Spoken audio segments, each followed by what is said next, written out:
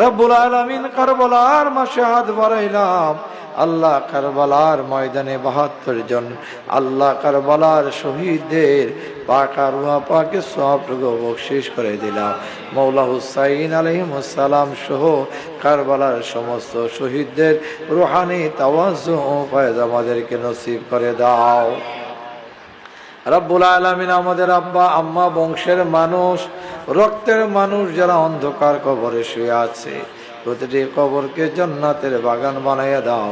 মেহেরবানি করে আমাদের মধ্যে যারা পেরেশানিতে আছে, পেরেশানি দূর করে দাও। বিদেশে যারা আছে কামায় রোজগারে বরকত দিয়ে দাও। বিদেশে যারা আছে কামায় রোজগারে বরকত দিয়ে দাও।